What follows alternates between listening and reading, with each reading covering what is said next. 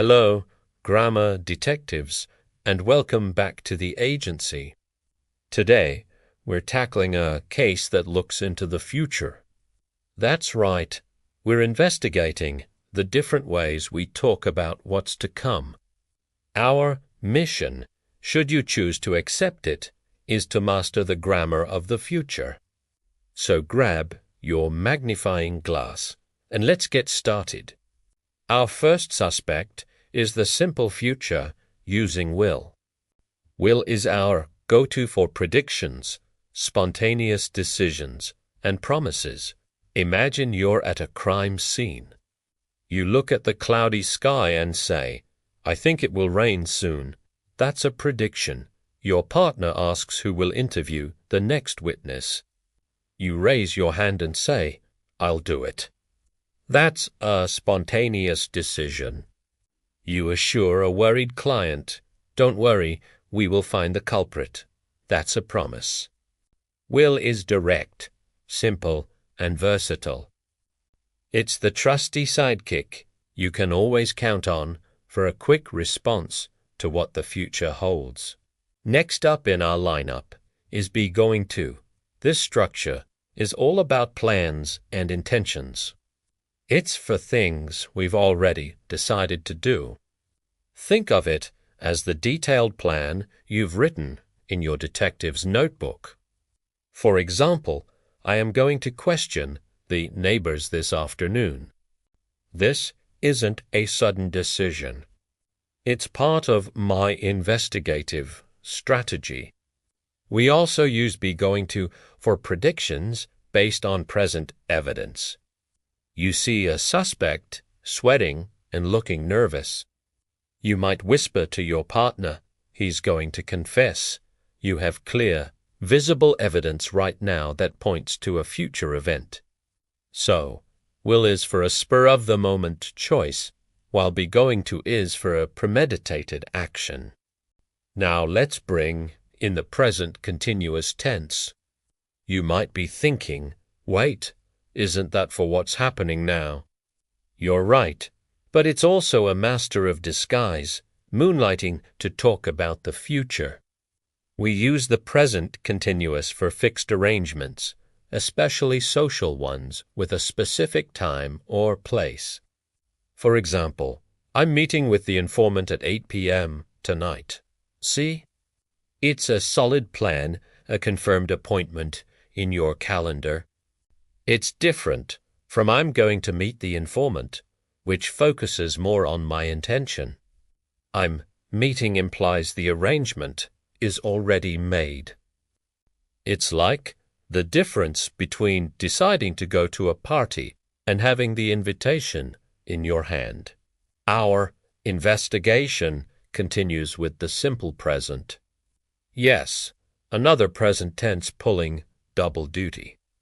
We use the simple present for future events that are part of a fixed schedule or timetable. Think train departures, flight arrivals, or class schedules. As a detective, you might say, "The last train to the coast leaves at 11:30 p.m. Even though you're talking about the future, the event is part of a regular, unchanging schedule. It's a fact, set in stone. Or, "The forensics lab opens at 9 a.m. tomorrow." It's not a personal plan. It's an official timetable. So when you see a future event that runs like clockwork, the simple present is your tool. Let's deepen our investigation with some more advanced future forms. First, the future continuous will be plus ing. This tense is perfect for describing an action that will be in progress at a specific time in the future. It paints a picture. Imagine your boss asks what you'll be doing tomorrow at noon. You can say, "At noon tomorrow, I will be examining the evidence." It sets the scene. You're not just saying you'll do it. You're saying you'll be right in the middle of doing it. It's also used to ask about someone's plans in a polite way, like, "Will you be driving to the station later?" It sounds a bit softer than "are you driving?" Next, we have the future perfect. We'll have plus past participle. This is for an action that will be completed before a certain time in the future. It's all about looking back from a future point. For instance, by the time the captain arrives, I will have finished the report. The captain's arrival is the future deadline, and finishing the report happens before that. It's great for showing sequence and completion. You could tell your team, by next Friday, we will have interviewed all the main suspects. It establishes a clear goal and a deadline.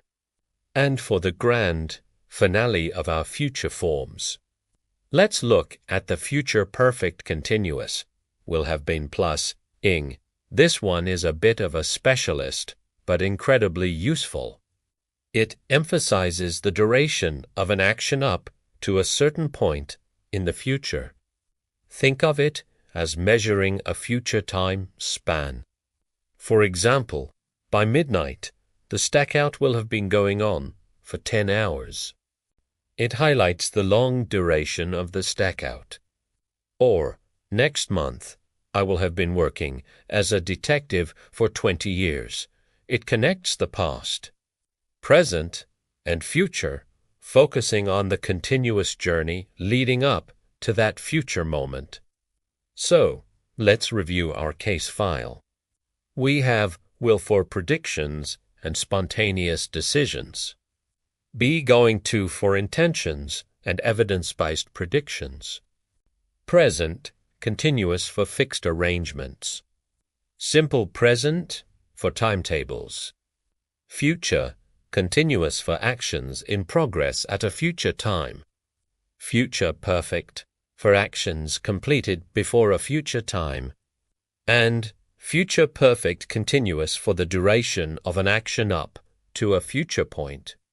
Each one gives a slightly different clue, a different angle on what's to come. Knowing which one to use makes your communication precise and effective. So, let's put it all together in a mini scenario.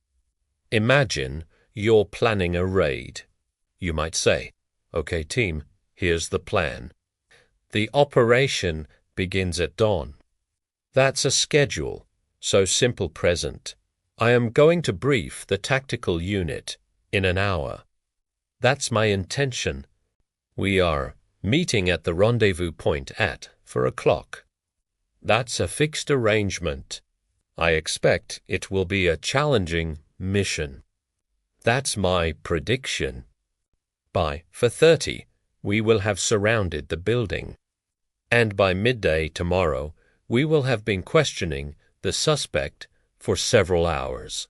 At this time tomorrow, we will be celebrating our success. See how each form plays a specific role in building the complete picture. Great work today, detectives. You've successfully cracked the case of the future tenses. The future is no longer a mystery, at least when it comes to grammar. By using these forms correctly, you can express your thoughts about what's to come with clarity and precision. Actually, practice using them in your daily conversations, and soon they'll become second nature. The more you use them, the sharper your detective skills will get. Thank you for joining me on this investigation.